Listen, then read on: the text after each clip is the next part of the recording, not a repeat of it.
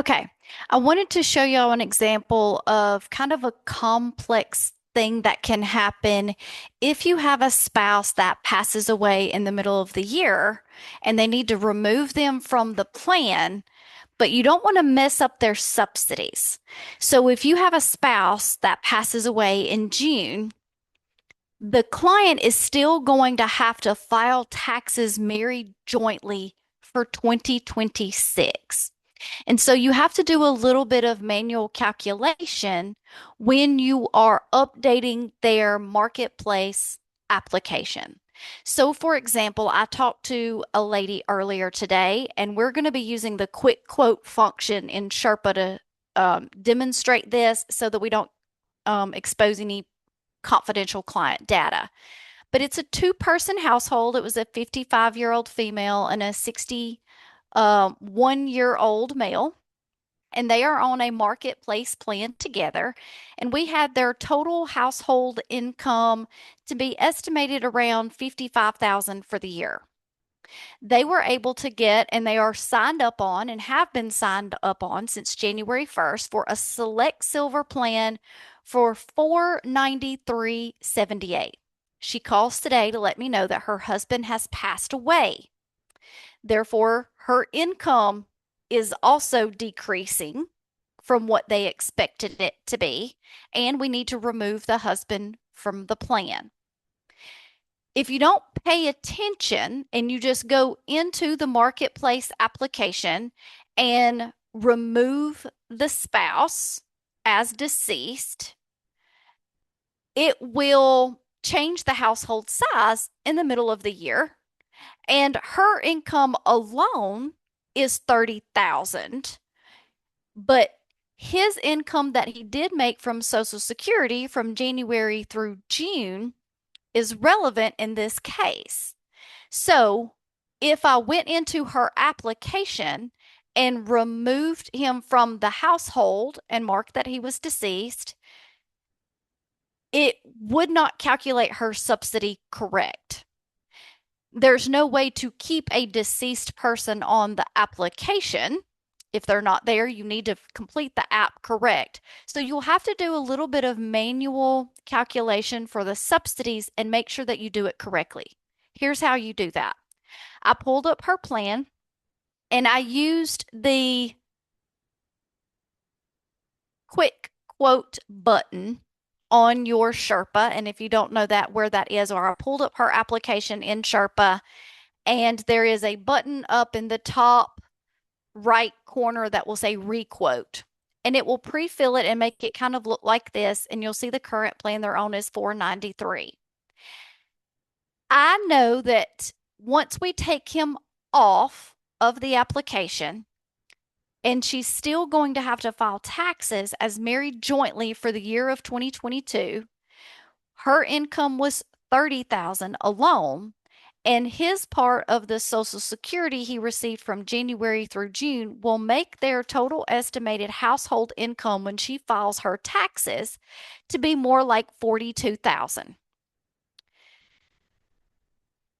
If I have a two-person household, only one person on the plan, and we expect it to be 42,000, her subsidy is only $878, which would make her new premium starting July 1st, $269.20. It's important that you write that down and use this requote function to get those numbers. Because when you go into her actual application and removed him from the household and mark him as deceased, it's going to make her a one-person household. And there's no way to manually change that in Sherpa. I also didn't want to list her income individually just for herself as 42,000 in case for some reason she doesn't talk to me during open enrollment. I want her income to be correct. So if she does an auto re-enrollment for 2027, it will be based on the correct information during that time. For 2027, she'll be a one-person household with $30,000 in income, and she would qualify for $951 for subsidy. but she doesn't in the middle of 2026. So if I go into her application as it stands and remove him from the household, when I get to the end of the app, it's going to say that her new premium is $196.20.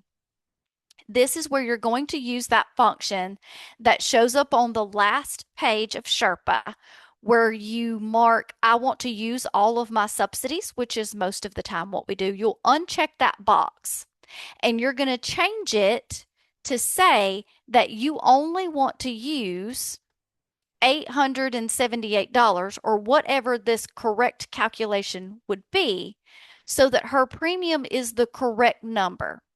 If you forget to use less of the subsidy than what it is saying she currently qualifies for as a one-person household only making 30, she'll have payback that she has to pay at the end of the year when she files her taxes. She was used to paying a $493 premium. So with me telling her that her new premium is $269.20, she's pleased with that. It's our duty to make sure that we are calculating that subsidy correctly and giving them the correct premiums, even if we have to manually input it at the end of the marketplace application. Because sometimes with the death of a spouse, you just remove them from the household. It doesn't take into consideration that he was still there for the first half of the year. So that is the manual steps that we need to take as agents to requote it and apply only the correct amount of the subsidy and not what the Health Sherpa app is going to say once we remove him. Because truly now, at starting in June, she is a one-person household with $30,000 in income. But that wasn't true for the first half of the year. So we have to do that manual calculation and only use $878 of that subsidy instead of giving her this lower premium so that she doesn't end up owing several hundreds of dollars back at the end of the year. Let me know if that makes perfect sense or if we need to have a deep dive into that.